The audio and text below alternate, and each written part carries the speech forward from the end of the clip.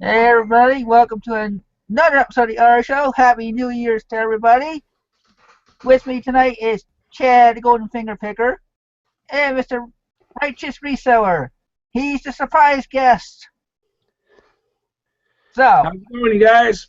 Well, are you going to say why he's on here? Come on, yeah, Chris. I was going to. Let me get to it. Hey, as you know, we are talking about pricing with the turn and burn quick flip strategy that Chad likes to employ, and Righteous is here to debate him with, since we all know that he likes to do the long tail hold on to items for the get the best you can get.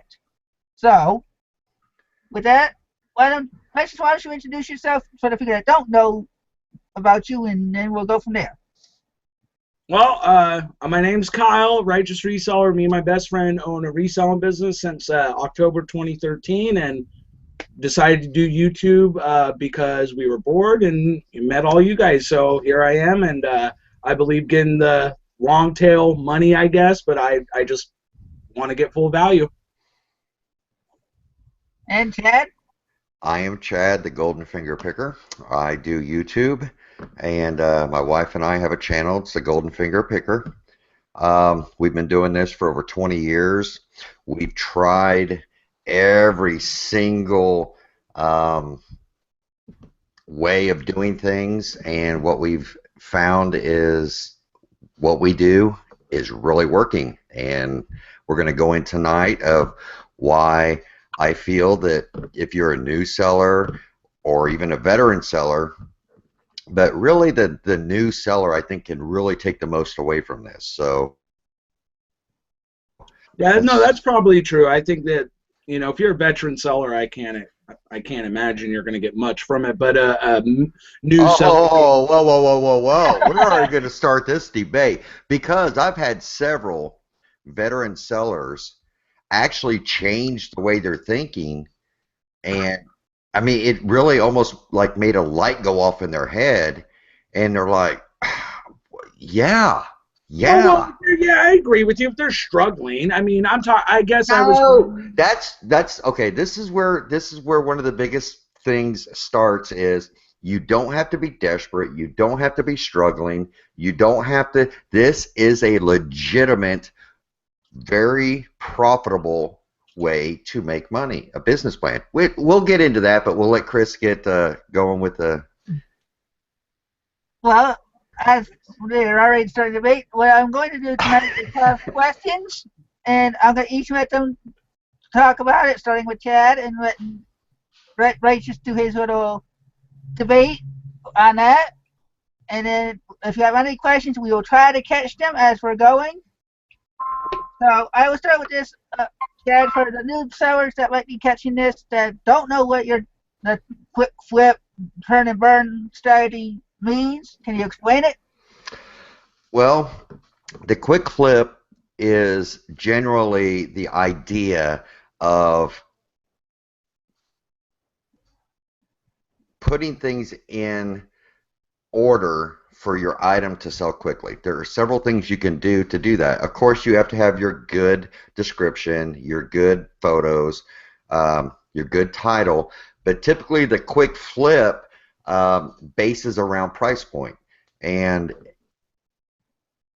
as resellers, we know what we have in an item, okay, and we understand we need to make a profit. So what's important with this, without getting into it yet, the general idea is selling your item as quick as possible to turn that quick profit and using that money to work for you to get more inventory and just continue to do that in a fashion. So that's the general idea of the quick flip. It's really having your money work for you, and creating a quick profit may not be the best profit, but we'll go into why that There he goes freezing again. You're good now. that's I'm done. I gave a general. I already see our first question, but we'll get to that one. Dustin wanted to know if we can give an exact example, so if somebody can copy and paste that in our chat, I will save that. Were you going to talk about a couple things before we got started on this, Chris? Were you going to ask me what What your definition of quick flip is? No, like what the other side is. We're not talking about the long tail tonight. You want to have your show on long tail and all that, that's fine. We're not talking about like long tail. This is about the quick flip, and you're here to tell me what's wrong with my business plan. Well, we can always do next, since this week's about to turn and burn. Next week, if you guys want to come back, I'll make the offer right now. We can do the reversal. Do it where you're debating the long tail next week. I can't debate the long tail because I have no problem whatsoever with long tail. So there's really nothing I could say against the long tail business plan. I have a lot of friends who do it. I know Kyle does it, but it's just not. And there's nothing there's nothing wrong with holding out for the maximum profits. But what I'm a champion of is the quick flip and how it can really benefit sellers who are, one, wants to learn it and use it as a business practice, even though you're not desperate or you're not hurting or anything of that nature. It's just a really good business plan if you employ it right. So, yeah. But I can't say anything bad about the long tail business plan. When I can't say anything bad about the quick flip. Oh, come on. Yes. I told you this in private, and I'll say it again. My issue is with the quick flip is when you're taking an item, like I said, the transformer I just sold for $1,100, and you take it and you sell it for $500, even though I posted it for the $1,100 and it sold in 3 days. But because you want to quick flip it, not you, but because you want to quick flip, oh, I'm going to put it up for $700. Well, why do that when it's such a rare item? You have the only one out there. There's no point to quick flip it. When you're the only one, there's no point. What would be the point to do it? Just to sell it 1 day quicker? And that's my big issue about it is when you have a rare item and a quality piece and you're just going to sell it for way less than what you really can get for it. And I agree with you, Chad, with the new sellers. I think the quick flip is good because you got to get that money going in. But when you get established, I feel you need to step back a little bit and go, okay, well, now that I got some money going, I got a bankroll, maybe I need to start thinking about some long tail items instead of quick flipping everything. Because when you get like me and Malcolm, you got 2 years in, we did quick flip when we started. But then later on, we started realizing, hey, it's okay to do the long tail. But like I told you, I do the 30% off sales and stuff. Well, and that's not to say that if I have a one of a kind or something very, very rare, I don't, price it stupid cheap. There are things that I price quite high when I'm the only one on there. I know I can get top dollar, of course, but we'll get into that. I think Chris has a few announcements he wants to make before we actually start. Yeah. Well, the one thing I wanted to say is I'm going to try keeping this going weekly again. Even if Roxy did not go in for surgery on Monday, the doctor had an emergency call in, and so all his surgeries were postponed, so we have to wait till the 18th. Depending on how she feels after that, I will still try keeping a weekly show going. And I noticed that when we didn't have any shows for the holidays, whether it be me, Chad, or anybody, a lot of people are starting to get hungry for shows again. So, and we're going to be having a reseller pulse on Friday night. Finally, we're getting back into the flow of things. So excited about it. And I'm sorry I missed out on my 100 items sold videos. I didn't do one last month, and I'm running behind this month. So maybe I'll just do a 2 month. Maybe I can do a 200 items sold video, and that'll be 2 hours long. So that's all I really wanted to say was about what was going on with the wife, because I know a lot of people have been wondering. So with that, I'll start our little question and debate here. One of my questions I have is, and Chad, how long do you actually wait before you start lowering the prices on your items? I've seen you say you do 24 hours. Okay. I do it kind of two different ways. Like one of the ways that Kyle had brought up. Is it okay if I call you Kyle instead of Righteous Reseller? That's fine. No, yeah, that's just okay. You brought up on a lot of the rare stuff, which I do get rare stuff quite often, and there's not many people out there that's selling it, and I will price it up there. But what I'll do after 24 hours, I'll price something just stupid high. And then what I'll do is, if I'm watching the viewers and I'm watching the views and the if there's any action on it at all as far as offers or anything like that, then if there just isn't, I don't know, it's kind of a gut feeling. And what I'll do is I'll drop it after 24 hours, and I'll watch it, and then offers might start coming in, and then if it's just not, because I know what I've got into it. Okay, say for instance it's a $2,000 item and I've got $100 in it. I'll start it out at $2,000.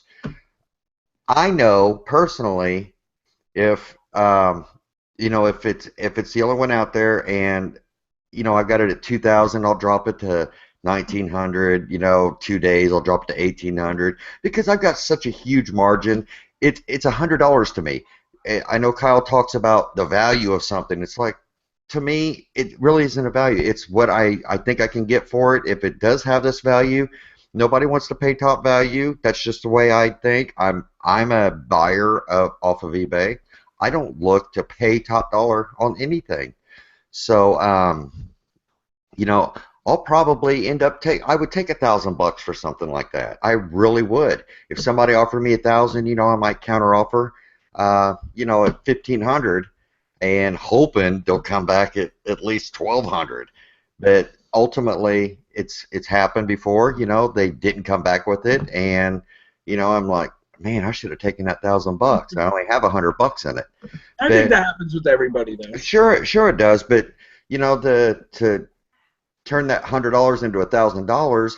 I really don't care if it's worth $2,000. I really don't care. What I care about is my profit margin. Is I'm taking that because, I think what it comes down to, if I want to say, if it's selling for $2,000 consistently, just because it's sold, and I want to make this point, Chad, just because it's sold one time I think people have a problem with this and they don't understand. Just because it's sold one time for $2,000 doesn't make it worth $2,000. I think that's something you got to say. But we're talking about the rare things. I'm getting ready to get into the, why I drop the prices and stuff like that. But this is like the rare stuff, like I had sold that punch kit, I screwed myself over.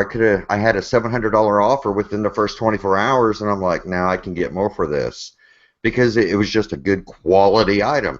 Well, I ended up selling it for $600 after a couple months, and that just goes to show I could have taken that $700 and made 5 times that amount with the money that I earned from that. A lot of people don't understand that. We'll stop there until we get to the common items, and I've got a good example of the common items of why I price the way I price. Michael Pierce says, I actually disagree. If items are common and you are making good profit margins, it's almost always worth selling the lower price to turn the sale. Okay, yeah, I agree, Mike, and I have a good example of that. And it's an item that everybody talks about all the time, and it just goes to show that what I'm thinking is working. So. Well, yeah. And can I make the point, and I think people don't understand with the long tail. I want to explain what me and Malcolm do. So if we see, I want just an example. So if we see a plushie, Pokemon Pikachu plushie, and it's selling for $25, but we go on and see what the active listings are, and we see one guy's got it for $19.95, the lowest price. That's the lowest someone can buy it. What me and Malcolm do is we go $19.95. So we are the lowest. So I want people to understand is when you're doing long tail, you're not sitting up there and, me and Malcolm, we're going $25, $30. No, we're bidding on there for the cheapest, but we're not going $15 or $10. we are the cheapest, but we're not so cheap that we're gonna kill ourselves, you know. Right. And Coco, your statement, so you're not actually quick flip because you do hold on to some things, Chad. I'm 97% quick and 3% I'll hold on to it. But typically the stuff I hold on to, if it doesn't sell within a few hours, I'm addressing it. That's so I think that quick flip mindset and if I may, when I talk about the quick flip mindset, okay, which so many people they just don't understand because they cannot comprehend that line, okay, of I could make more money for this. So if you can get over that, I can make more money on this item and accept a lower price and use that money to build. Here's a good example, and I've used this before. I've got this flashlight, okay, and Kyle's got this flashlight for sale. He's got it for sale for $25, okay. I put this up for $15. So, I mean, we're talking, that's a pretty big price difference. I sell this flashlight, okay, for $15. We each have $1 in it. So, but the maximum profit is $25. So I sell this for $15. So I set it here. I put up another one for $15. I sell it. So now I'm at $30. He still hasn't sold his $25 one. I got another one. I put it up $15. I sell it. I'm at $45. Okay. I think everybody gets your point, but the one point I made to you is that I go back to the quality. When you have a quality piece, like Dusty, when we and Dusty were talking about the starter kits I had, I couldn't sell those starter kits from 1999 and go buy something better. There is no better. They're worth 25 grand. I can't go buy anything that's that good. Technically, sure you can. Well, yes, but not. I could, but nothing like that that's that rare. So holding out for the money is not a bad idea. You are in love with your items. You have to get over that love with the items. Because you're like, there's nothing better. Dude, I sold a record. It doesn't get any better than that. Okay? You sell it, you move on. Yeah, I'm chasing that high. I'm chasing that awesome thing. But guess what? I've made more money selling other things,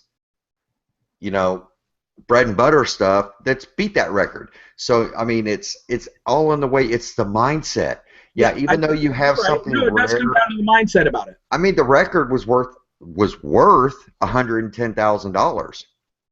I sold it for $32,500. Yeah. Okay, so I mean, it's just about mindset. It really is, and there's nothing wrong with long tail, but what short tail does? Okay, hold on before we get any further, Chris. Yeah, let's Chris. We've been talking. Let's Chris hop in there. Well, I was trying to look at the comments, see if I can catch any questions from the viewers anyway. So that's part of what I had a feeling was going to happen. You guys were going to get talking, and okay. Since you wanted to bring it, another thing I wanted to bring up, I forgot to mention it when my announcements. Chad had reminded me after I asked him his question. He does have a conference he's going to be speaking at that he wanted to talk about and give you guys I guess he has an option, a coupon code or something, Chad, for the Midwest. Oh, okay. Yeah, Kim and I were honored that we were asked to speak at the Midwest e-commerce conference, July 23rd and 24th. We're excited about it, and what it is, it's where sellers meet up, and I think to me, the networking part of it is the most important thing.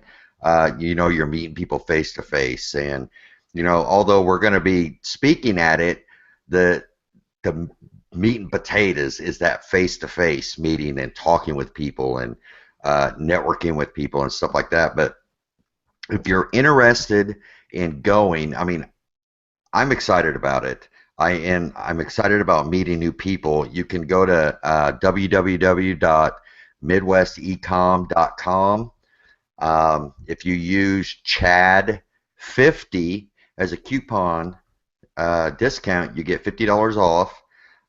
If you have like 5 or 6 different people, you know, a group getting together, get a hold of me and we can get you a huge discount.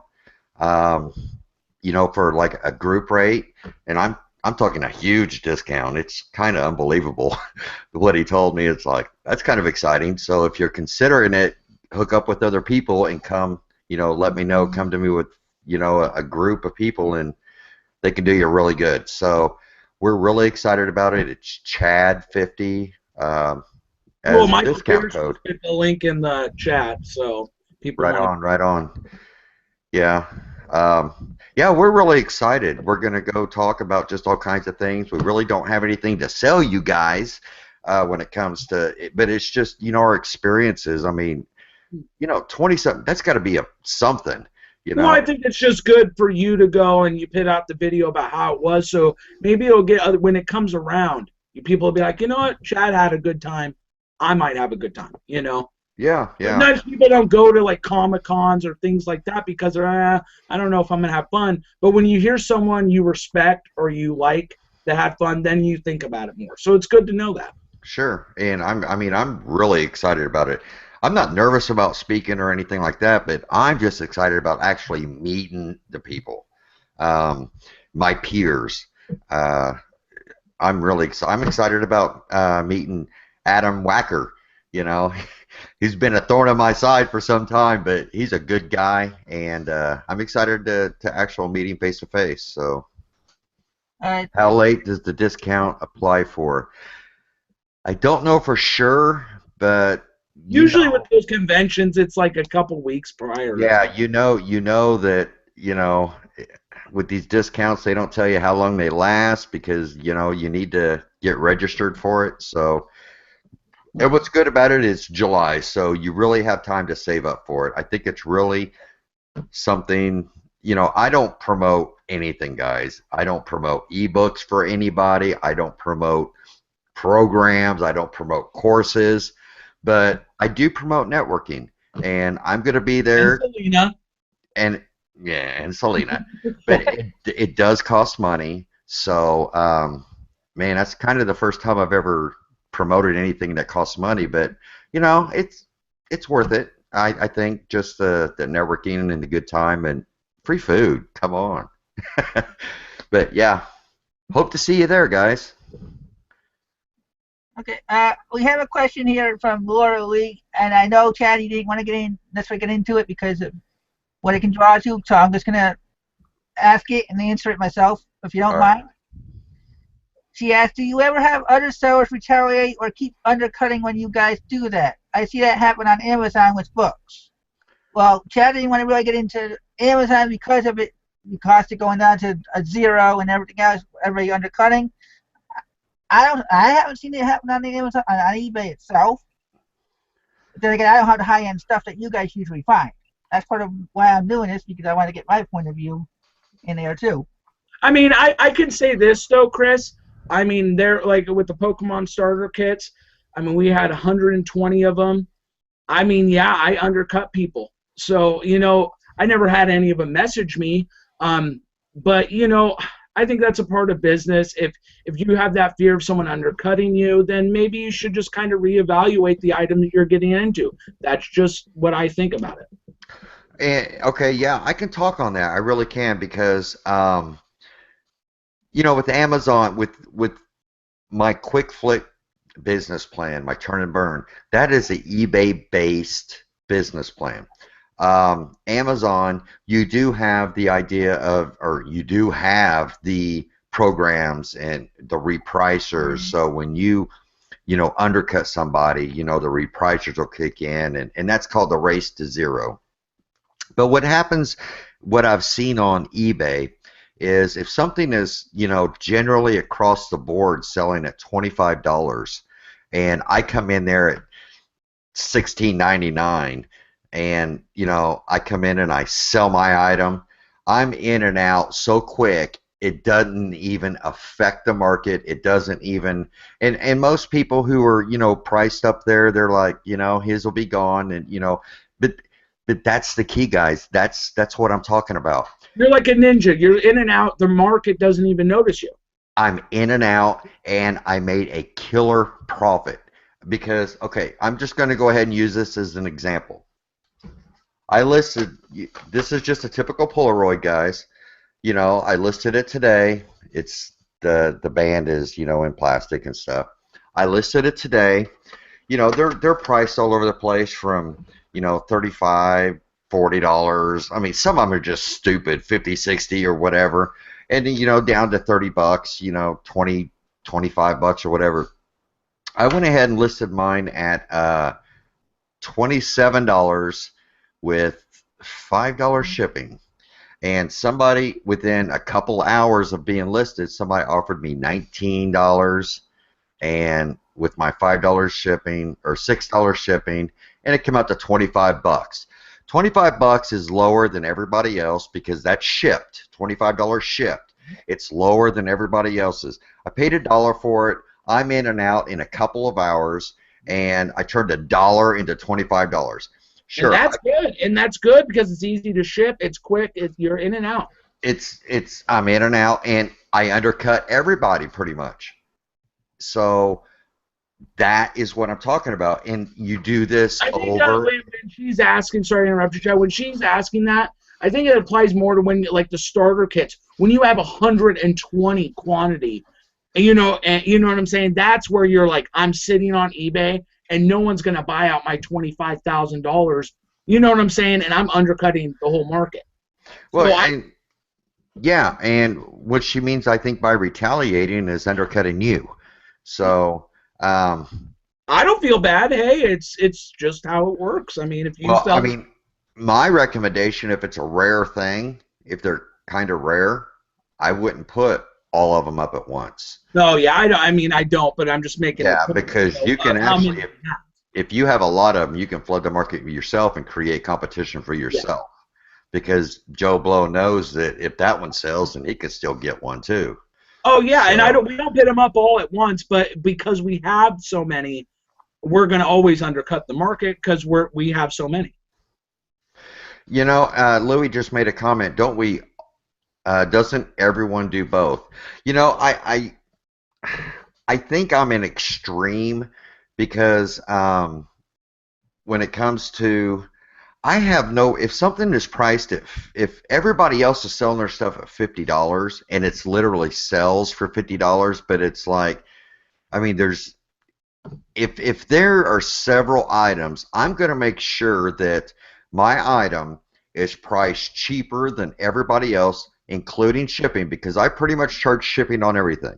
Everything is, my item is going to be cheaper than everybody else's. Yep. And I think with the long tail people too, they need to understand, just because you're long tail doesn't mean you're not doing the same thing. and I have best offer on everything.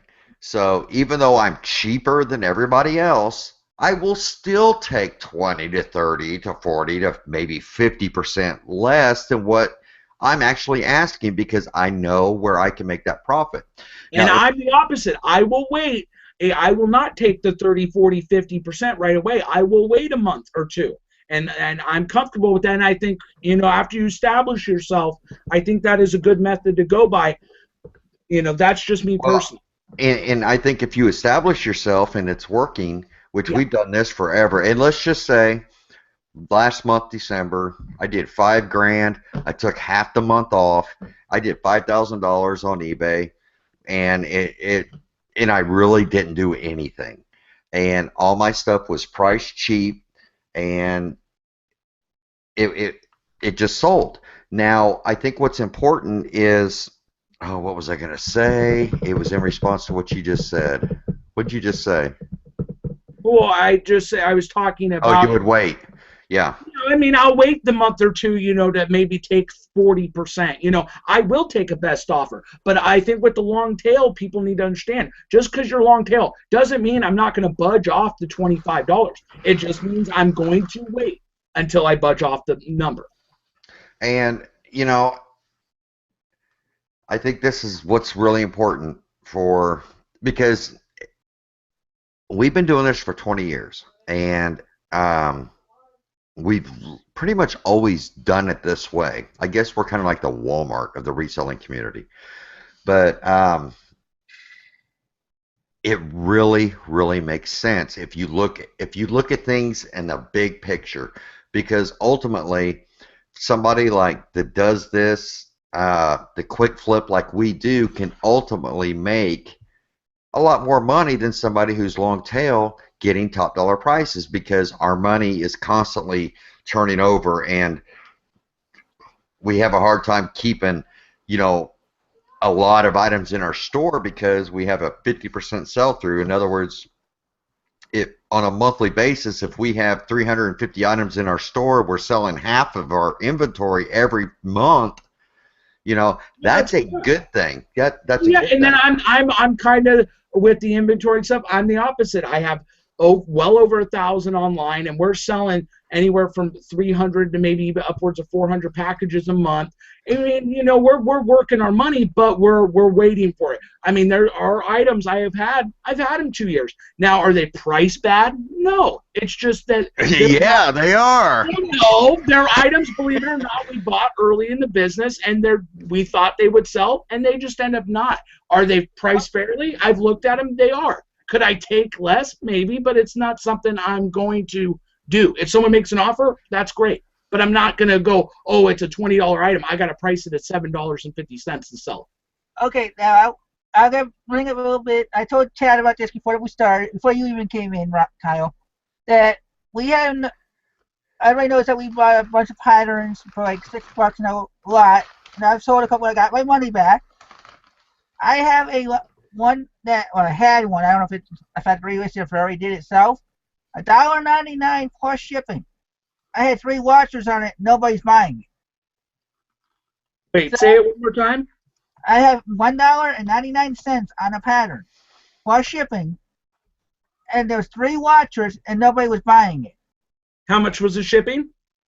A whole $3. I don't think that's relevant though, because even though, you know, everybody says, and I've even said, everything sells on eBay. Okay, there has to be a demand for stuff, and just some things. I mean, you know, maybe eventually it will sell, yeah. But there are just some things that.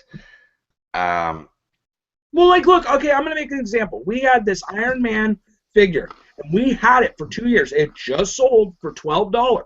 And we've had it up there for $12 for 2 years. Never fixed the price. It finally sold. Now, was it fairly priced? We looked it up. It was the cheapest online. So it wasn't a fact that it was overpriced. It just wasn't an item that people were looking for. So the pattern, Chris, could be an item that, yeah, there's interest in, but it's not a I have to buy it now type item. Well, and also for me to pay listing fees on a $12 item for 2 years is just insane. Well, in the view, you know, my theory's always been, and I will say it, is that you get views, and I looked, and we were getting several hundred views on it. You're getting views, and if you have your Facebook on there, your Instagram, your social networking, dude, that's free advertising. People are going to look at the description and go, oh, okay, and I have gotten deals off of Facebook because of eBay, because, hey, I added you, and, hey, I want to message you. So, in a way, yeah, you could say, well, I paid that listing fee. But then again, did it matter? Because who knows? That person might have added me on Facebook, might have added me on Instagram. So that's what me and Malcolm have always thought. Yeah, we could take it down, but then we lose that potential person that's looking at our store. Yeah. Again, not for now. I'm going to say this. Though. For the new seller, that is not a good strategy. If you are new, that is not a good strategy, because you should not be pitting an item on there if it's not selling, you know, all the time. You shouldn't, because then you're investing, like you said, the listing fees. Well, I don't believe in a listing fee shouldn't hold you back from listing something. I'll be right back. I have an emergency. Okay, that's fine. Well, and I mean, Chad's right. You're right, Chad. It shouldn't be holding you back. I just think, you know, when you're starting off, every cent counts. And Chris, I hope you understand that too. As you're a seller, every cent counts. And when we were starting out, we only started with $500. We never took no loans, no debts till this day. So every dollar counted, you know. So we did try to sell items. Yes, the Iron Man figure didn't sell right away, but again, who knows who added us on Instagram, Facebook? Yeah, like I said, I know it. The pattern I had at that price. I just wanted to try getting it moved. You know, Well, I think it's fairly priced. back, I think it's fairly priced, Chris. I think it is, and I think, you know, if it maybe the shit. I don't know how big the pattern is. I would have to see it, but I mean, the shipping maybe can go down $1 because I mean, if it's a small pattern. Well, here's the thing. No, it's one of those clothing like Vogue type of patterns. Okay. I mean, take down the shipping to $2.50. You know, that's what I would suggest. I mean, I've had some of these patterns at $4 with free shipping, just so. And they still didn't get bought. So when I put the lower the price, raised the figured, okay, I'm gonna try something different. Everybody says, well, why don't you lower your price? Put shipping price, show the shipping price. I'm doing that too. So it's like I'm trying all different things. That's why. Well, and this is what like I said in one of my videos. You know, if something doesn't sell, this is what we do for plushies. So if a plush doesn't sell, we'll put it in a box. And what we do with those plushies, we'll put them in a lot. And we'll sell the lot in person. We always try in person first. And then we'll put it on eBay. So, you know, people don't understand. Individual items are okay, but lots sometimes can yield you great money. I mean, people forget that lots, they're like, oh, well, I've heard some people say, oh, you're trying to scam and put one good item in, you know, and then you put a bunch of crap. Well, no, just put all the items in, take clear pictures, and that's a good way to get rid of inventory. And me and Malcolm, when we go through our inventory every couple months to look, if we see something that really, you guys, has not been selling and there's really no views, because it comes down to views with us, we will pull it and we'll put it in a lot. And we most times will sell it in the lot. Right. I think you should do that, Chris, and that's for anybody. If you have items that aren't selling, put it in a lot. And it doesn't even have to match up. You could just put a lot of stuff and put it on Craigslist. Most likely another reseller is going to come and pick it up. Louis, the guy that's talking with me now is Righteous Reseller, a.k.a. Kyle. He's into long tail more than the quick flip. So we were having him and Chad kind of do a bit of a debate to get help everybody choose what's best for themselves. Yeah. And I will say this, when you guys are starting out, if you're a new seller, quick flip's the way to go. Get that money, get it working, get the bankroll. But after you get the bankroll, I feel that, hey, take a step back and analyze the items you have and you're getting in, because you should always be getting new inventory in. We just bought out a vintage shop. We spent $1,700 on a Transformer collection. So you should always be getting new items in. And when you're getting those new items in, it's okay to quick flip some of them. But if there's a good item, a rare one, there's no need to quick flip it. And I'm an advocate on that. You do not quick flip gold. You know, you wouldn't sell gold if gold's at $1,100 per ounce. I don't know what it's at exactly right now, but $1,100 per ounce, you're not going to sell it for $550. It's gold. So remember that, you guys. If it's a good quality item, do not be pitting it up for $500. It makes no sense. If you're the only one, you're the only one.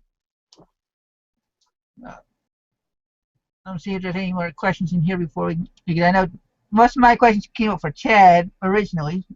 So I'm hoping everything's okay with what's going on with Chad. Oh, yeah, that's fine. Well, you know, does anybody have some questions for me or Chris? I mean, you can ask them in the chat. I haven't been keeping track of the questions, unfortunately, Chris. I'm sorry. Well, I saw one, but it was more for me and Chad, so I'm going to try and catch it. Yeah, and, you know, Susie says, yeah, I believe that's, talk more about lots. I mean, I'm a big advocate of that because I haven't heard much of it. I've heard some YouTubers talk about it. But lots are important, you guys, because that's a good way to get rid of your inventory, and not just on eBay. Or, you can put it online and a new reseller is going to come and pick it up. So remember, I will say it over and over again. Lots are important. If you see an item and it is not selling, do what me and Malcolm do. Every 2-3 months, you guys, go through your inventory. Especially if you're like us and you have over 1,000 items, it's more important. Go through your inventory, pull the stuff that doesn't have a lot of views. Now, if it's been sitting like the Iron Man for 2 years, but it's getting hundreds of views, keep it on there, because if you got a Facebook attached to it or an Instagram, that's exposure. That's free advertising. But if it's got no views and it's not pulling any watchers, pull the item, put it aside, put it in a lot, because I guarantee you, you're going to get money. And that is a quick flip. You know, if you want to put it that way, that is a quick flip. Pinning a lot, selling it quick. Okay, we have a question from Thrift Daddy that I'm going to give you, Kyle. He wants to know, if you are doing long tail, when do you drop the price? Well, you know, like I said, you know, we'll go every 2-3 months and we'll look through our inventory. And I feel that we can get the money. I'll keep it at what it's at. But if I feel there's not enough watchers, there's not enough interest, I'll drop it after 2-3 months. With long tail, I'm not waiting 6 months to a year. The only reason I didn't drop the Iron Man is because it was getting views. Okay, and let's see. I saw another one there. I saw one from Thrift, a yard sale hunter, Kyle. Yeah, he wants to know if did you get any Star Wars toys from your store you bought out? Yeah, we got some. Nothing super rare, but again, there's thousands of pieces, so we haven't had a chance to go through all of it. We're trying to get it all back to the warehouse. Yes, we do have a warehouse, and we got an office, so you know, you got to have the room to process when we buy a lot of collections. If you guys are interested, watch the videos. I'm updating people as I go along, but yeah, it's gonna be a great score. We spent $500, and it's looking like 15 to 20,000. Okay, Dustin Saunders wants to know, do you have any bread and butter items that you quick flip? Yeah, you know, plushies are a great one. Barbies are, you know, little items that sell like slot car tracks. I mean, those are bread and butter items. I mean, graphic novels are another one. I did a top 10, you know, or just a 10 items that sell no matter what, you know, guaranteed. And those are the bread and butter for me. Masks that aren't, you know, that are themed, not the antique ones, you know, stuff like that. It sells all year long, no matter what. I've never had a trouble buying a Barbie. Yeah, it's a little difficult to ship, but once you get the method down on how to box it, you can make a lot of money. Hold on, we're getting off track here, man. You need to be busting my balls with why my business plan. You were answering questions, so we're trying to. No, I was just thinking about it while I was out. It's like, hold on a second here, man. Well, Jumping Eagle asked a question, Chad, that might get us both back on track. I don't know. Before I do my questions. Go ahead. Joe asked that there are mixed opinions on global shipping. How do you think this affects sales, and does it help or not in your turn and burn model? Absolutely, it helps. I don't really look at it as helping as far as getting more sales, because the items that I sell overseas typically are like electronics, vintage electronics. And if with those items, I think the global shipping program is the best thing because it covers you 100%. And I've saved well over $1,000 just in this past year from damaged goods during transit. And I mean, take it from me, if you're going to sell anything, send anything breakable overseas, and you know, I'm not talking t-shirts, I'm not talking sports coats. You know, Ronnie Hart doesn't use global shipping because he doesn't need to, because a t-shirt's not going to get broken, or a pair of Zegna pants aren't going to get broken. Well, see, with me, I don't do a lot of vintage electronics. I just started getting into it a little bit, but I don't do that much. So yeah, the global shipping wouldn't help me with an action figure. I guess it could, you know, possibly with an RC car, but in your case, global shipping's a must because you're selling a lot of that very fragile items.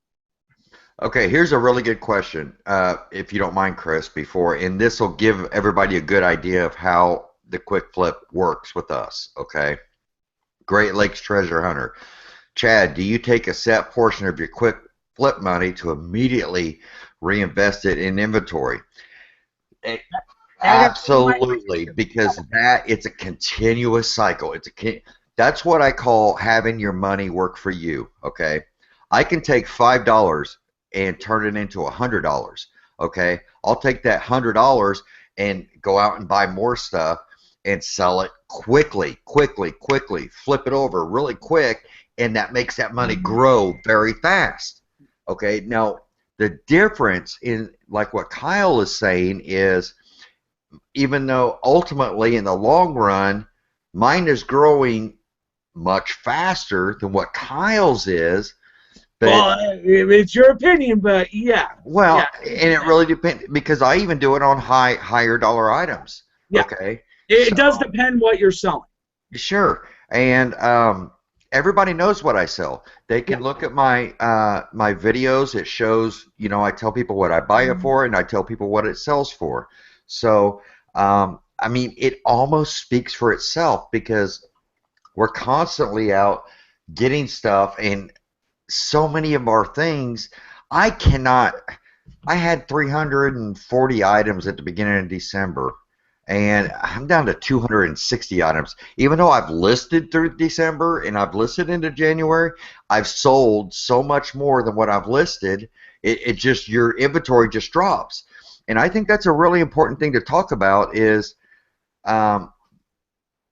and I will fight this tooth and nail till the cows come home. You don't have to have 1,000 items in your store to be successful. No, but if you Oh, want, listen, I was about to say, if you want to have consistent income coming in to build, you know, I do have consistent income coming in. But here's the thing: you are living a lifestyle. So you preached that. You said, I'm living for my lifestyle. I'm not doing this to have the warehouse. You've said that. No, I'm not, but I guarantee a lot of people who say they're full-time. But for a guy like myself that wants a warehouse, we want a shop, then we want 2 shops, you have to put as much as online as possible. If you are just funding your lifestyle, then it's okay to just go, oh, you know what? I'm comfortable. I don't have to do that much more. You're right, but I'm telling you, say I want to make, you know, like I said, I average between $5,000 to $8,000 a month. Okay, that's where I'm at. That's where I'm happy with. If I needed to do $10,000 a month, guess what? I'm still not going to have 1,000 items in my store. It's not going to happen. I didn't list almost anything in November and December, and we still made $20,000. You made $20,000 on your eBay. Yeah. I'd like to see that. I did. I can send you the picture if you want. I want to see it. Okay, I'll send it to you. But I mean, it's. Kyle will tell you. Kyle's seen, Yard Sale Hunter's seen all my sale stuff. Yeah, like I said. Okay, Chad, you were talking about this earlier when we first started, but like one of my questions I had for you is, and Kyle can debate it if he wants to. What's the lowest percentage you will take? It's a minimum profit percentage you will accept on an item. Like say you have it sit for 2-3 months, where Kyle will let it sit before he starts taking down. How long will? You're asking me? Yeah. Typically, whenever I buy something, I try to make an educated buy. So before I buy it, I plan on making a significant profit, as far as, you know, and when I say 100% profit, that's doubling your money. Okay, so if I buy something for $5, I better at least be making like $30-$40 on it. Now, if for some reason I'm not making $30 or $40 on it, I would take 20. Not a problem. Not a problem. To get it out, not a problem. Because I understand that, I mean, but when you do that on a consistent basis with multiple items, it's nothing but profit. Who cares if it's selling for $30? Who cares if it's selling for $50? It's that mindset. If you can get through that and constantly, how can I say this? No, you're saying it. Yeah, I hate to say. Well, I hate to say that I'm part-time, because I don't want people to think I'm part-time, because I put the time in, and I do put the time in. Now, don't mistake, because I'm not totally dependent on it, doesn't mean I'm not full time. Okay, I mean, I make a lot of comments and I make a lot of statements about, we do this. We don't depend 100% on it, although we do need it to live the lifestyle that we want to live. And that's not saying that we don't take it serious, because we do. We take it very serious. And the reason why, and Chris brought this up, the reason why we can take such low, what people might consider low profits, which is still in our book really big profits, because of our experience. We can get stuff cheap. We can spot that thing that doesn't cost very much, which somebody would just walk past because they have no idea. Yeah, wouldn't you say though it's also because you're limited on room? You're absolutely not. That does not stop me. No, I don't base anything like that on room. If it's a good deal, I'm going to buy it. Okay. I've got a garage full of stuff. I got this full of stuff. If I needed to get a warehouse, I'd go get a damn warehouse. And that's my mindset. If that's what I need to do, we just moved into a much bigger house instead of getting a warehouse. We gained, 2,000 square foot. So, I mean, that's a lot of room to do what we want. For the business, I remember you saying that. Yeah. But no, I mean, I'm not going to say that I don't do this or I do this because of space. Space isn't my problem. We do what makes us feel comfortable. If I needed to do $15,000 a month on eBay, I could do it, no problem, if I needed to do it. I think that's a good point. If you need to, and that's what my point was. You have the lifestyle and you're living that lifestyle. But when you're working towards something, you're not going, I need the warehouse.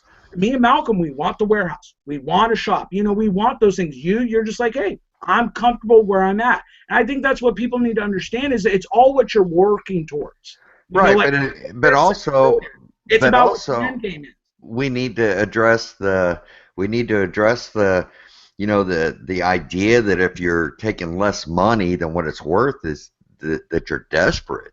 But here's the thing: if you're selling, like I said in my video, if you're selling a gold coin that's worth $1,100 for $550, you're desperate. But you can't even compare gold. Come on, man. Even I don't sell gold. Even I don't sell gold under spot. My transformer sold in 3 days. It's the same thing. No, it's not. Not when you're talking about precious metals. I mean, dude. Okay, well, my transformer. Anybody else, if they had the quick flip method on that transformer, and that's just one example. How many more on there were on eBay? None. Then that's not even I mean, I wouldn't put it at a stupid low price if there's nothing else on eBay. When you're talking about the quick flip method, that's for everything. Come on, people. Are you guys stupid? I mean, I have said on rare items. I don't think that's being stupid. It's misunderstanding the business model. No, but I've told people several times.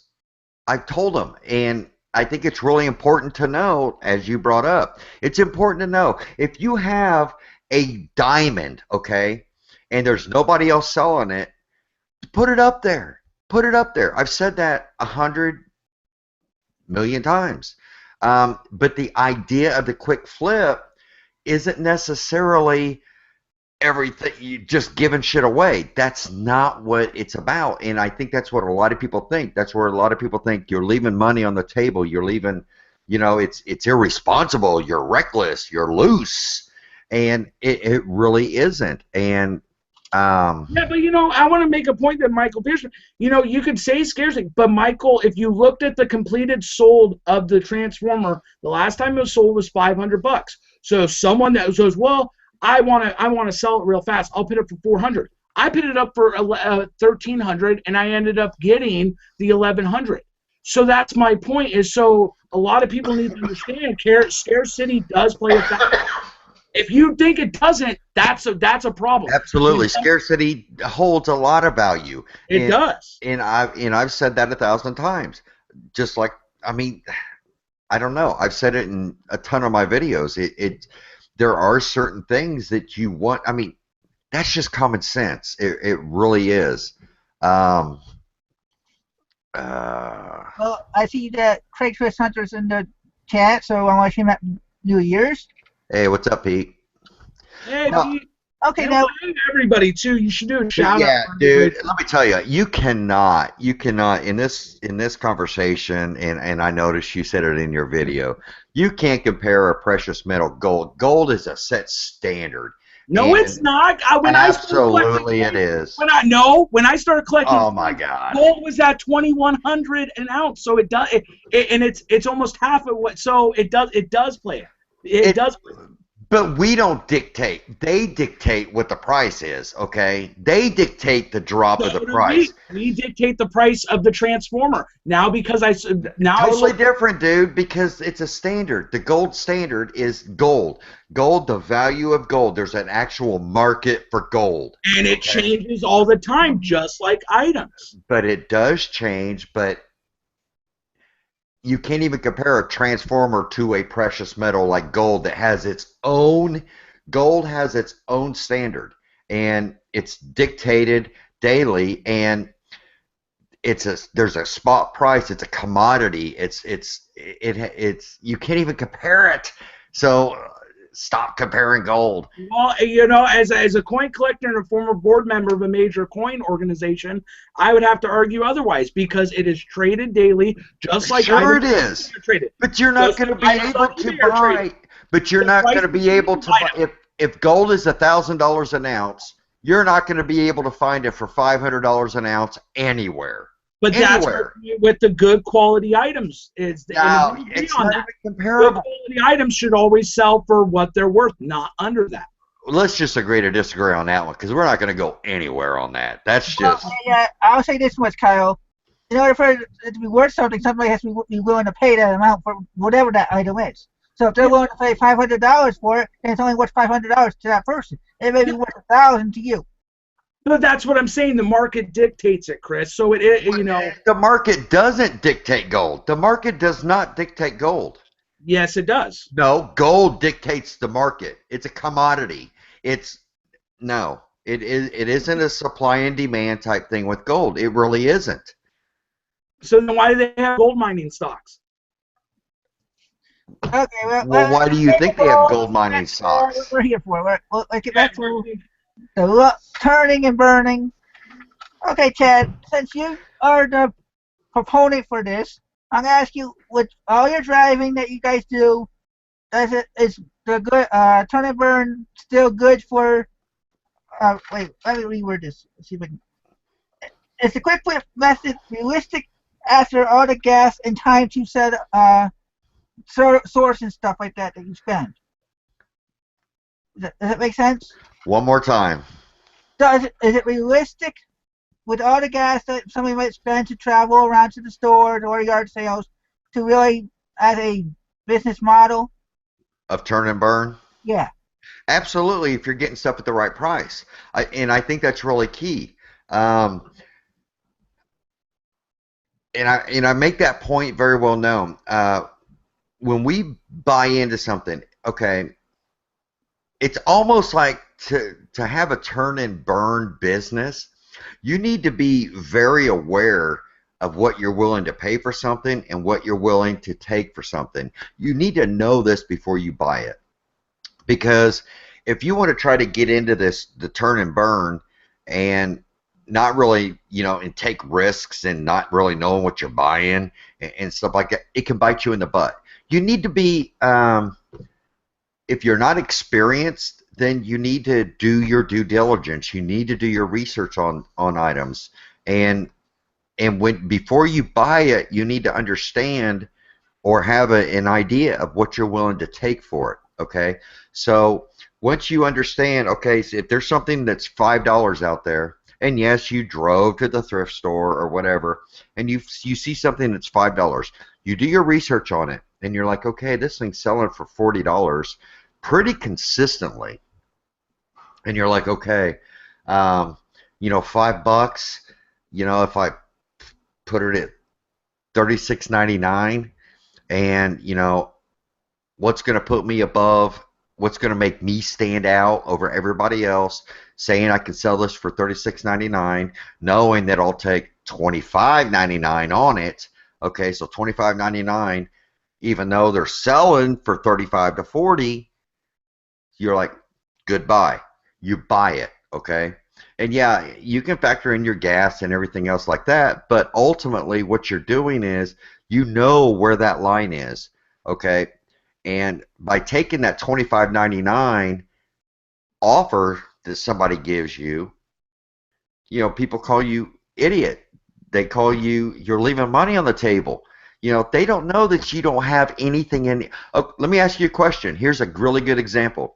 You know, when you go into, you know, a big city like LA or New York, and the guy walks up to you in a long trench coat, and he opens up his jacket, and he has all these watches, and he's like, dude, Rolex, $200. It's a $5,000 watch. Okay, and it is real. It's real. Why can he sell you that for $200? Well, because he got it off a boat. Because he has nothing in it. Okay, and he's making a huge profit. Whether it's stolen, whether it whatever, but it's real. Okay, I mean, we're gonna say it's real. He has nothing in it. That's why he can offer it at that low price, and he's making a huge profit on it. Okay, so he's making more of a profit on it than the jewelry store that buys these from Rolex and only gets $100 on each watch. So this guy is making $200 on each watch. That's what I'm doing. I get stuff. It's such a good price, and say Joe Blow, you know, he's got $5 into this, and he's selling it for $10, and I come in there at you know, at $9, and he's like, how in the world can he sell it for that, man? I'm only making, you know, $4 on it. Well, guess what? I'm making $8 on it because I only have $1 in it. You know, so I mean, so you can't look at it like as an outsider. And then here's the thing, is that's where the line is. Is it quick flipping or competitive pricing? You know, I think there, you know, because I've told you this in private. I've looked at your store and stuff. I think a lot of your stuff is not as much quick flipping.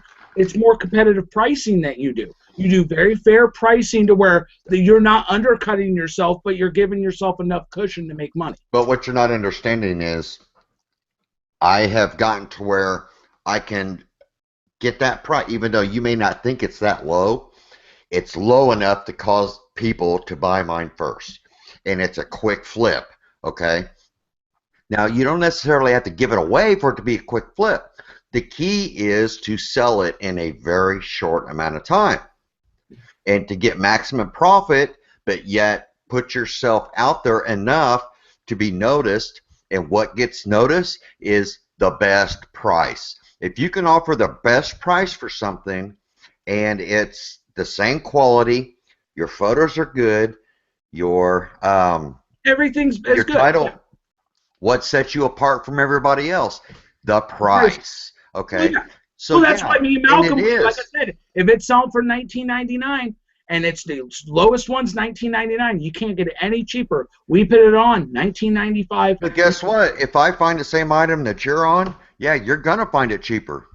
Yeah, of course, but that's where comes competitive pricing. You know, you're not gonna go, oh, I'm gonna take $10, and I've told you that. You don't go 50%. I know people though. I've gone 50. Hell yeah, I'll go 50%. Yeah, but not off the start. Not off the start. You'll take 50% less, but not right off the start. It depends what it is. Yeah, I agree. Yeah, it does depend, but ultimately, most times you're not going to take 50% right out the gate. Let's see. Is there anything that's talking about this particular what we're talking about?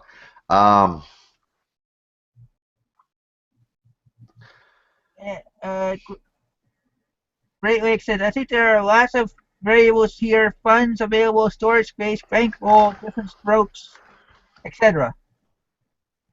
One more time, brother. I just read his comment, but okay. Well, you both know. Well, at least Chad knows how low I am, and not totem pole, but price range of what I can get. So what if somebody like me, or even less than me, comes in? How do you turn and burn low and items without giving them away. Okay, here's what I suggest, Chris, and I don't want you to take this wrong or anything like that, but if you're looking to run a YouTube a eBay business on $10 and under items, it's going to be hard to do. It's just because you don't have any room. Okay, and I think this is really important. And without saying for sure, Chris, I think you probably pass on things that will make you killer money, but what you need to do is be able to get, and this is just in general eBay. It has nothing to do with quick flip. It has nothing to do with long tail. It's buying right. Okay, if you're looking to sell something at $10, okay, you have to be in it at 10 cents to sell it for $10. So if you, whenever you're looking to buy something, if you're looking at $10, then you need to be like, this either needs to be free or just a nickel or a dime. Most of my items, I do with patterns. Like I said, I already made my money back on that lot, so whatever I get out of that, that's basically profit to me. Yep. Yeah. But like I have, Chad, I got that reel-to-reel that I got for $10. Just figured I'd try something new. Right. I've had it over $25. Now I'm down to $15 just so I can get it out, and I'm still not making money there. Well, with that reel-to-reel, it just all depends. I can't remember. I remember you talked about it. Does it work or does it work or? Yeah, it worked. We couldn't get any sound out of it. Like the light worked, and I don't remember exactly all of it because we stopped after a while. We just listed it. Yeah, I can't remember. But there's just some things, and that just goes to show, guys. Also, I've sold a reel-to-reel for $425, and Chris has one for $15, and he can't sell it. So it really it's just so the spectrum is just so huge when it comes to actual items. Oh, and I want to give a quick piece of advice. I was talking with somebody the other day, and this is for anybody that's new selling on eBay when it comes to researching. And, I never really thought about this, but it really makes sense. And I just took it for granted, okay?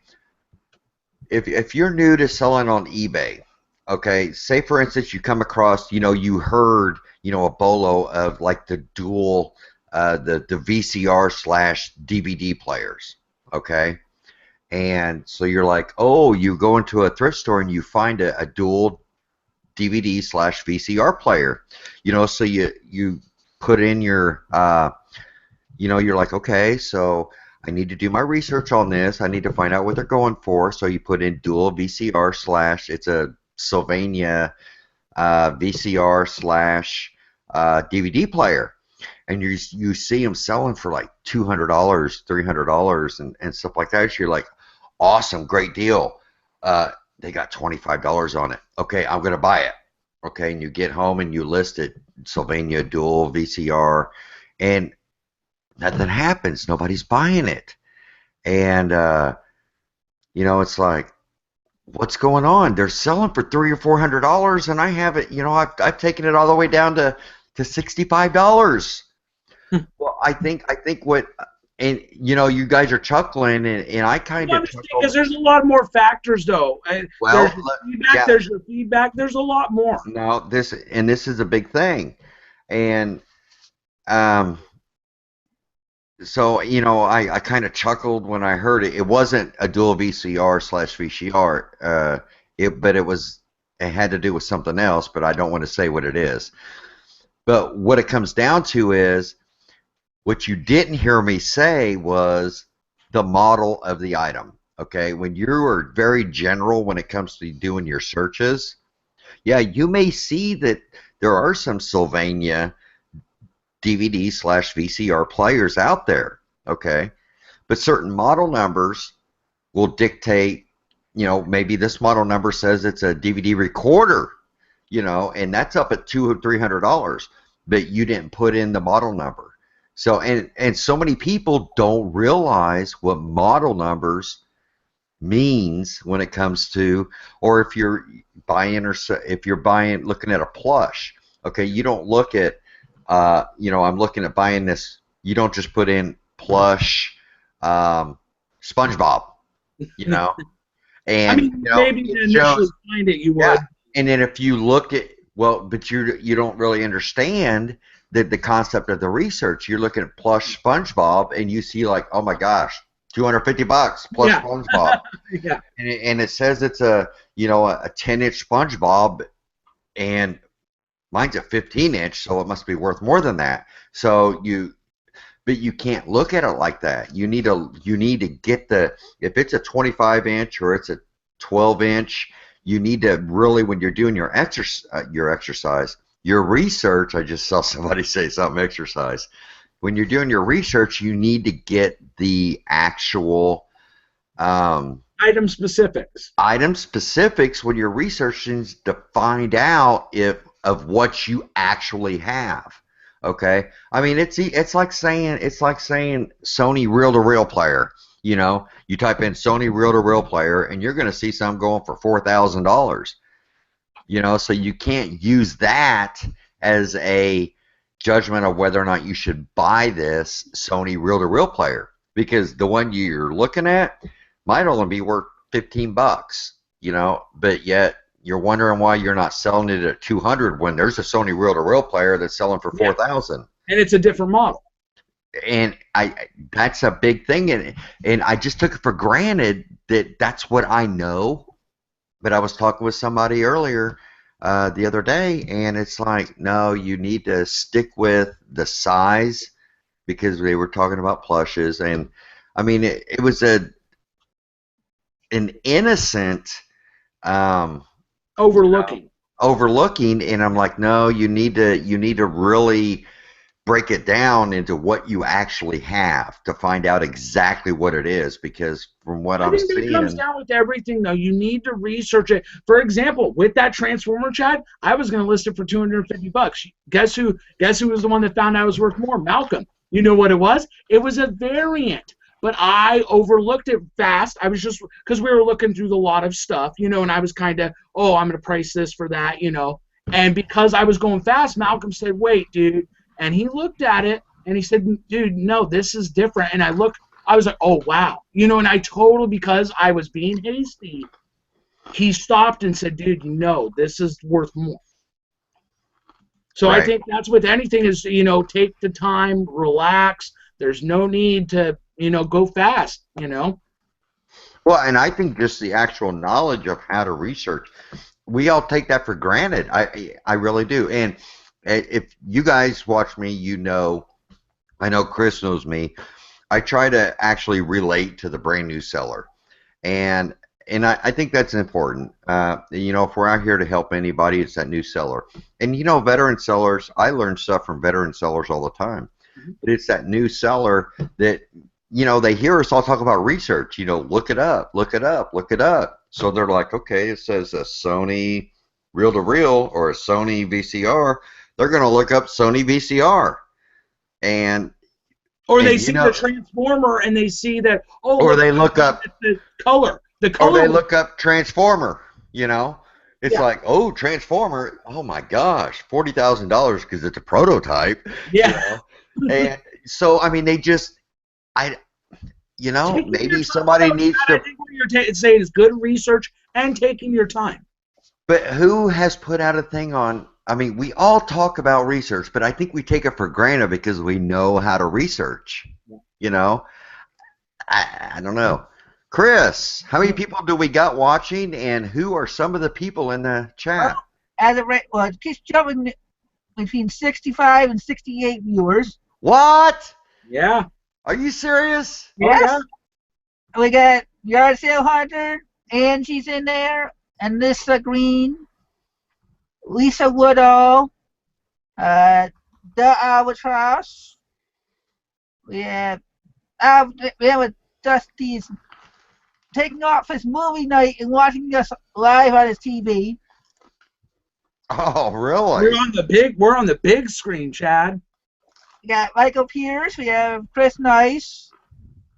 Um, let's see, Brian Jordan. Well, this may not help this in this topic, but maybe you guys can help him. He asked. He was in a relatively small area, 500,000 people. Where would he source from? Individual people. I mean, if I could take a hold of this one, Chad, individual people. I mean, he should, first thing he should do is make a flyer of what he enjoys buying and go around and pass it out. Especially if it's local and you're smaller, get out there, shake the hands, make the deals. I mean, networking and with your community is very Dude, important. I'm gonna slap you the next time you say, "Shake the hands, make the deals." But that's the truth. But that's the truth. You need to be out there shaking the hands and making I the know. deals. I'm just saying. I mean, I'm gonna no, slap but that you. is the truth. It is true. A lot of It is people, true. Chad, what I get upset about is a lot of people think, oh, it's got to be all internet based. People have forgotten the art of making the deal and going out there and talking to people. So many people are just PC error, and they forget that people are people and they like to be talked to. I've got most of my big deals by sitting there and talking with the person than I did messaging them on Craigslist and saying, hey, I'll give you this much. Yeah, I'm just messing with you. I know you are.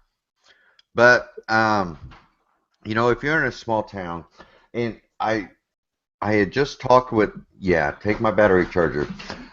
We had some folks come down to our area, the Santos, Jennifer and Craig, and they were looking to move down here, so they were looking for a house. And the first couple of days they were driving around, and they're like, "This place sucks. We can't find anything," and the picking sucks, and the housing sucks.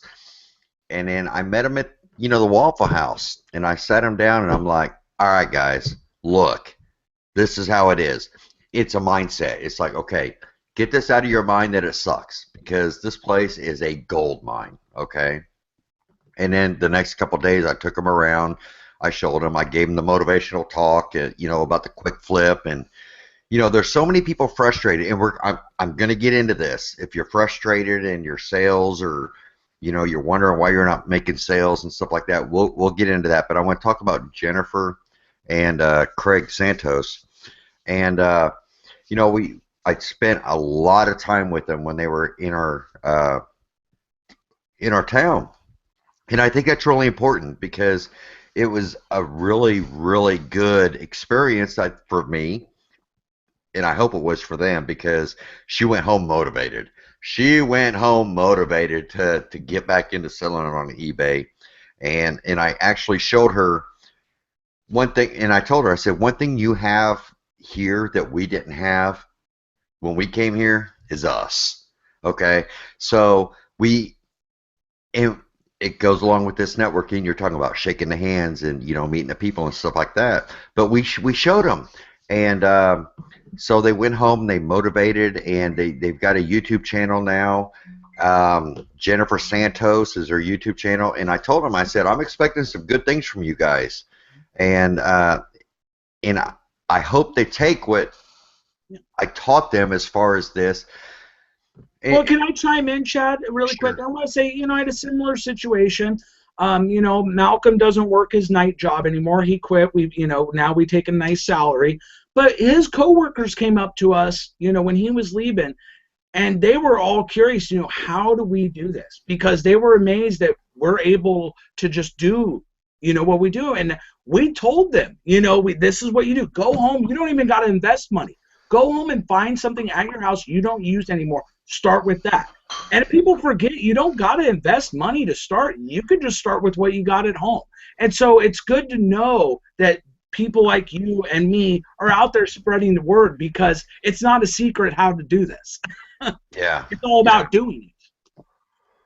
Yeah, I just think it's so important to, man, I mean, you guys talk, you hear me talking about this quick flip. I'm passionate about it. I don't think there's anybody. I think you're And passionate about it. I'm a little bit disappointed. I got to tell you, Kyle, I'm disappointed in you, because you didn't give me enough of a fight. I don't think this Well, was I gave really you a enough debate. of a fight. I mean, what do you want? We didn't get into I any. want Kyle from Just Kyle's asked you video. questions, I and they were want both to Kyle. you. They I were want both to you. I want Kyle from Kyle's videos. That's But what I you want. didn't ask me any questions. I mean, come on. I got asked no questions. Well, it's not about you getting asked questions. It's about you coming to me saying, dude, your business plan sucks, and I this didn't is say why, that. why. I never said that. Yeah, you did. I never said that. You Well, go watch that video. not actually my business plan, but I mean, yeah, you did say stuff like if you're, taking less than what it's worth, then you're desperate, and okay, let's talk about that real quick. No. And I'm not trying to bust your balls. I'm just saying it's a not. really I good. don't take offense, buddy. I don't have enough time in my day. Yeah, but it's a good idea to think about.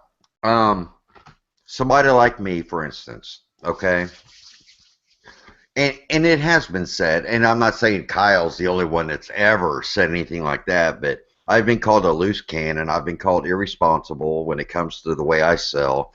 I've been called a joker who all they do is drops the price of things.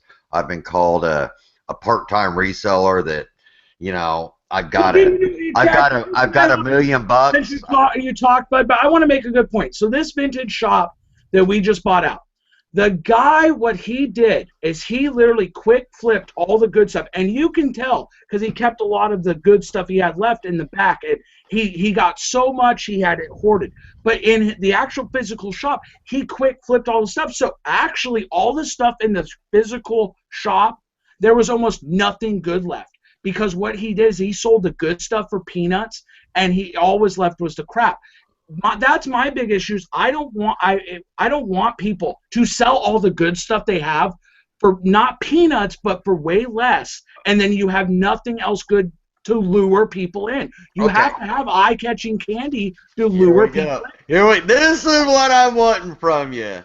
This is what I want. Well, I've never got asked any questions. Now here's it, because you're supposed to just spew them out like a freaking hater. But no, okay, here we go. You are right to an extent. Absolutely, you're right. It's like if you're somebody that does a quick flip, okay, you cannot expect to stop sourcing and stop listing and expect to continue to make the good money, okay? It is a constant work. You need to constantly be turning over, because now what's important is when I say is having your money work for you, okay? So if I'm doing all this stuff and I'm selling this stuff quick flipping, and I'm not going out and turning it over and having my money work for me, then I can expect my sales to drop. Okay, yeah. And that's what happened. Exactly. He was not buying. What he did is he bought stuff. Absolutely. I mean, that is the death of the quick flip business. It really is. If you're not feeding the beast, okay, and that's why I always say, and so many people say, well, you're not a serious seller because you don't have 1,000 items in your store. It's like, dude, I'm lucky to keep 300 items in my store because I sell 150 a month. You know, but you have said, though, you could have more online. I could have more. Yeah. But what I'm saying is, dude, you could have more. Well, of course. I mean, so to say that, well, you know, Chad says, well, he could have more on his store if he was more serious or if he was more. No, I am very serious about this. I believe in what I do. I depend on this eBay to live the lifestyle that I want to live. I can't live on the $5,000 a month I get from my pension. I can't do it. So I need this money to live the lifestyle that I want to live. That's the thing. If you're going to do the quick flip, you got to do it right. If you're going to do the long tail, you got to do it right. You can't just expect to buy whatever and it sells. I did a consignment on some Atari games, and they were worth. I mean, it was $7,000 to $8,000 worth of games, and the guys got paid out like $1,000. But the guy's like, "Why aren't we selling faster?" And I explained to him, and he got calm. But because he's not in the business, he thinks that you put it online, it sells right away. That's not how it works. Unless you're going to price it, obviously I could price the $100 game for $50 it sells. But in the long tail game or in pricing competitively, nothing's going to sell like that. Yes, it can, but not everything. That's my point. I tell you what, I got a lot of stuff that. Well, yeah, like but not everything though. Not all three. I'll put it this way: not all you're not going to wake up tomorrow and all your items are going to be sold. Never. No. That's my point. That's my point. Is that you have to understand what's going to sell fast, what's going to sell slow.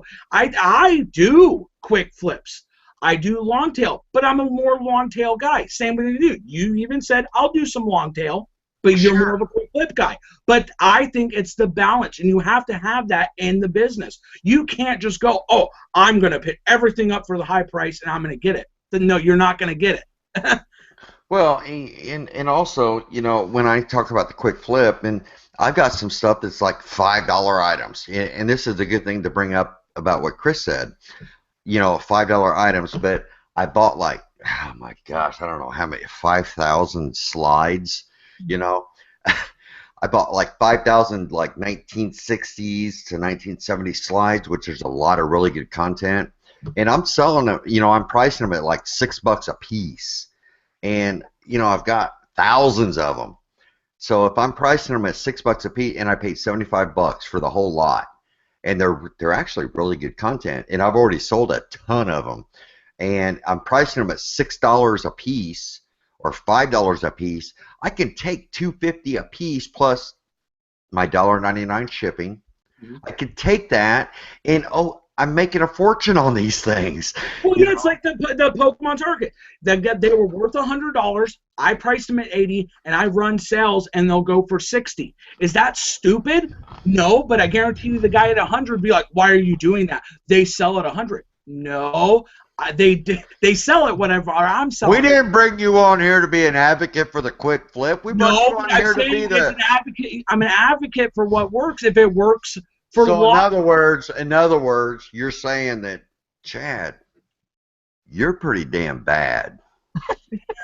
No, but you're awesome. Just say it. You have to have the balance, and I've told you that before. I understand, but I think that you actually lost this debate. There was no debate. The hell there wasn't.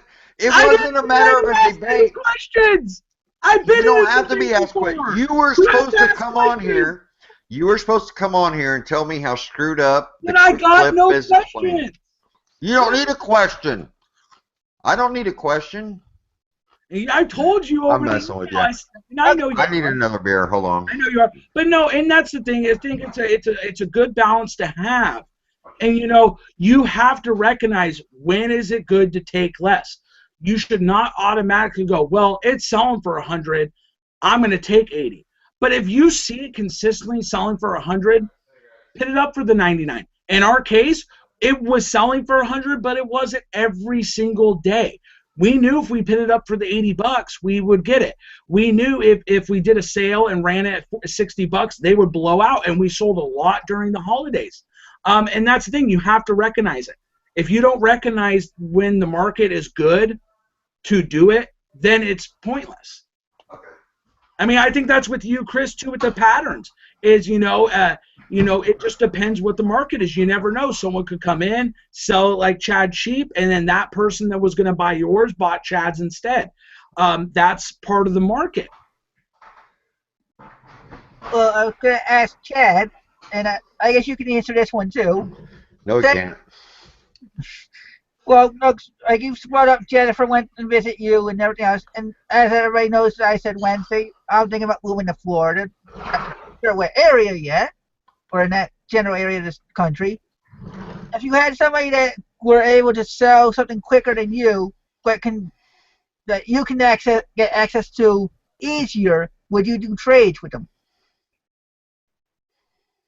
Can I, I'll put it this way. Can I say I have personally never done a trade, with selling something. I've done it with other pickers. But say for shits and giggles, say I moved to Florida, and for whatever reason I was better at picking something, or I had better access to something that Chad likes to sell, and he can sell real fast, and he can get something that I would sell fast. Absolutely, I would make the deal. I do it think all I the would time. too. I think I would too. If it's profitable for both people, it shouldn't be a problem. Yeah, I do it all the time. I do with other pickers. I've never done trading, to sell something to somebody, but you never know. It might happen in the future. I mean, I had a guy come up from LA, a fellow reseller. He bought a statue, and he said he was going to keep it, and then turns out he's going to sell it to somebody down there. So. Oh, this is bullshit. Some douchebag, man. We got 41 dislikes. Oh well. Don't worry about it, Chris. Who cares? You need to be grateful that somebody would actually pay to somebody would spend money to show you how much they love you, because that is not authentic shit there. As we were always told, dislikes are dislike likes. Activities. They're watching. They're paying for it. Yeah. I'll answer Pete's question. The average is about anywhere from 45 to 55, but it varies. Some days it could be more, some days it could be less, but that's about yearly. What we had this year was about 45 to 55. Yeah, my December average was $40.19 for each item. Oh, let's see. Yeah, but I do. I mean, and typically, I don't. But if you did 20 grand, I want to see if you're showing. I did. I don't know why. It shouldn't be. I mean. No, because I talked to you. It shouldn't. Dude, that's not that much. Honestly, I really wanted to. I know it's not, because the reason why I asked is because the last month or something we were talking about, you said between you and your partner, you guys did like 8 grand, and I was just really surprised to hear you're doing 20 now. No.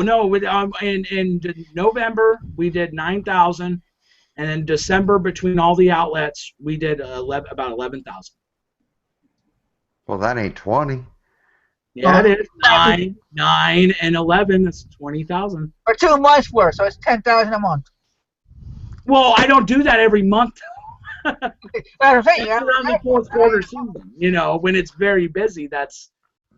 I mean, we did 6,500 last December, so. Right on. Chris, they're wanting to know, is there going to be an after show? Do we have any more questions? Well, I guess my last one was which was the one about doing the trades. 'Cause I know you and Dusty did trades, but I was saying if you had somebody who was in the same area, it's kind of like your competition in a way. Absolutely, I would. So I'm going to do an after show if you guys are willing to stick around. Yeah, I'm fine. Yeah. Yeah, and then watch after we go off, then we'll get the true. Man, I want you to hit But me I hard. wasn't asked any questions. Then let's do it next week. No, what do you mean you don't ask any questions? You're supposed to be hitting me up with all this stuff. Now, Lisa, Kyle, what was supposed to happen was when I asked Chad his question to get his point of view, you were supposed to do the complete opposite. But I'm not going to do the opposite when I don't. I can't do the opposite if I don't believe the opposite every time. Yeah, that makes no sense. All right, well, I'm going to end this, so I will see you guys Sunday. I will be doing another Admin View show. And then I don't know what I'll be doing next Wednesday, but I will try to have another show Wednesday night and get back onto some sort of a schedule. And we will see you when you get in here. I will post the link to the after show in the chat. Whoop, whoop.